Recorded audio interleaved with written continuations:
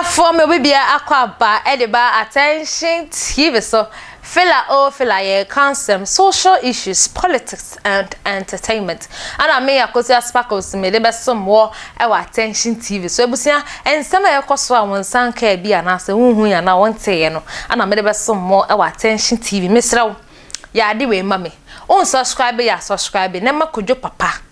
akosia mame ayi ni namuno e kan ne brofo se sharing o che ama no so enya bi enso ahwe wo asem bi se bi anase wo praise obi ana wo den ya ne brofo na ba praise then they wo dey at comment section ho e dey ama me abusia ensem no doso me de besommo e wa attention team ma me twa me ho na me mbra sisia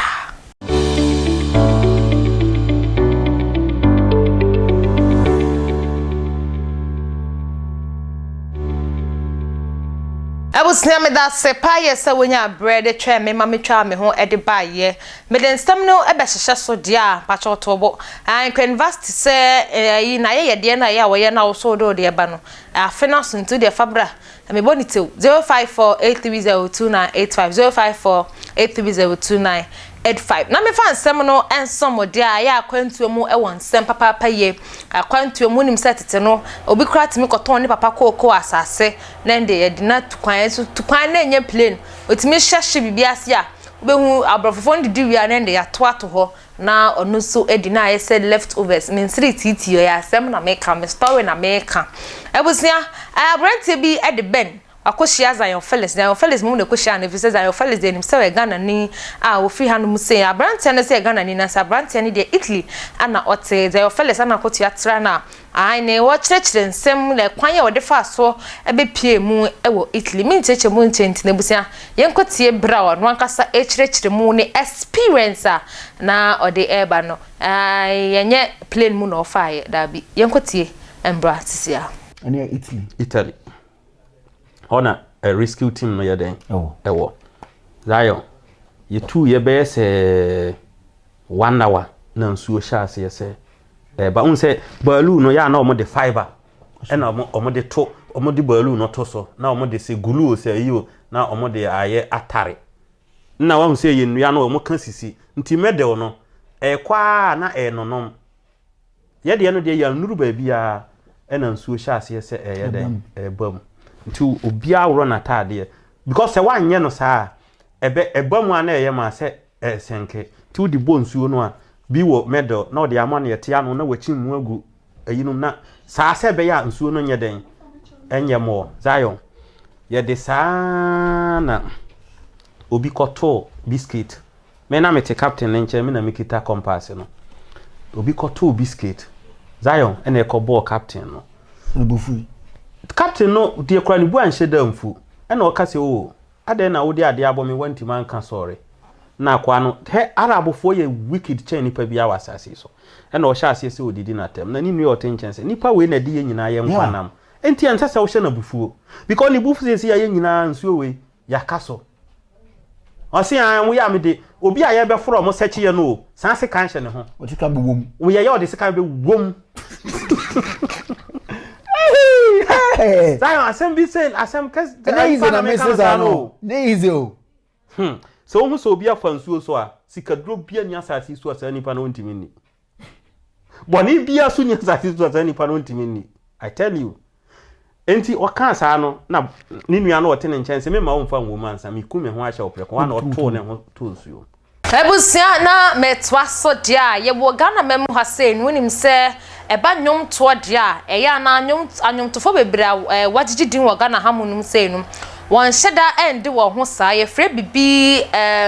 yenka ne se production team aya na wo didin atoto wo so aya o mo shaase ba ko edi Links Entertainment then him say Links Entertainment they are brand from you know bi e wo ho no ma e kamya ye se afi anase na nse ya mu no ye hwa abonten so na nka akoye se wonka efiri se nkofo so be kasa ho se na mokra mo nkan yenye the same ayi na mo wase mo nka na nkofo yi eye Kwame Eugene ani kidi na we ana mo kire mu akopie mu interview bi o mo kire mu akasa da be enye se ye nka o na wanwannuafo mienu kra wotifi a wonkoda oye den ya asem beba yentem ana wo hwe kra ba ko ye tuntum ba ko ye kokko ana wo hwe so a Links Entertainment ona ye na ye won e odonwum na ye to ye ntom kwase anwum ye odonwum nya ye to enti oye den ya kosua ebe pekidi ama so ebe pe Kwame Eugene enu nti no enye se ye ko debedebi na ye nya akrafo na ase bia me just na so free Kwame you just na so free kidi nsem da be enye sakra nete na nso akoye se omo Links Entertainment no mo wo no omo ya ade ba ko nti oye den ya competition bebem competition so every what dia na akoye se they are working for their daily bread onum se nyum bi omo bia no Ghana for ye ditum na ye hwede aye de coins kakra bi be go mutom eno nti na no nkyere se wo ya akorafo ana se wonka da be aye nyum ana wonna wo ye eno nti me Ghana for fan show ntinim se amranti for mienu a wo music industry wo Ghana hanum se wo to odonyum e de kyekere ye re bra ye nya broken art no omo de omo ya akorafo da bi enya sakra net na so ye den a obia e prinity e de agene de eno nti no ade so e be sankwan de wo se adwane e ko nipa no nti omo de omajuma ana won eye na ebusia me de etwa sodia me de so we so ende ya penifo wa nsem bia waka se ye mfa ohia enka nkwase asem obetimi koto adwane ai oyema na me kakra ne odaseni ka se sister na ontom me kni bi nka wasem dem num me gbebra na me yale obisu be ka se me de kokukra de ya shuga umudunti da bia fa ohia nka kasasem abranti bia wo Ghana memu ha se ye business tycoon akere se Ghana memu ha enye dinkra se na Ghana fo bi ka se Ghana ye din Ghana ye din Ghana ye din de da bi ono de Ghana memu ha se no enye dinkra emfa ma no efri se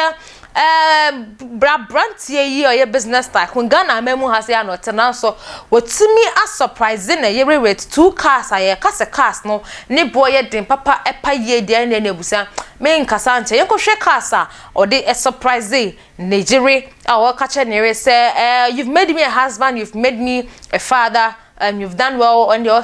brafo no ke kansem ode a che ne elia na ili kra dwen se na ye car ba ko na so omodi omugina mo bon komo na na hu se car ba ko me kaka ze na me camera man ni hwe manimi ebuzianga na anya de yenko hwe ayi abranti artistka e dia tokas mi enu se na yere entinem no on driver okoko be bia opobia yenko hwe embra sisia.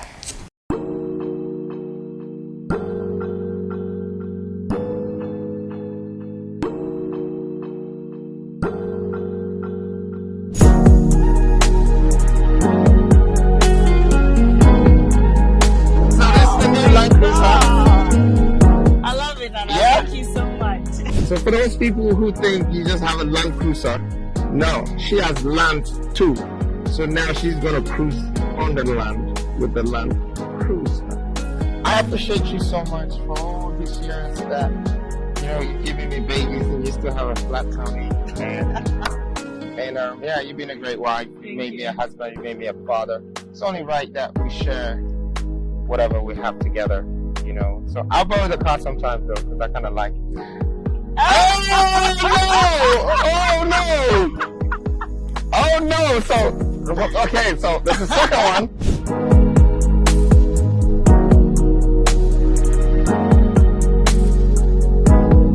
So I invest in a woman of my life, a woman that has children with me, or any other woman, my mother, or the woman out there that think that some guy should buy bags for you. No, I buy cars for the woman of my life. Build houses. And I give her houses as presents and cars. So now, I thought I was going to keep this car, which means I got to get me a third one. But now you got a 2. And this is the 70th anniversary. It's a special edition. Okay. Thank you. God bless you. God bless you too. Yeah. Merry Christmas.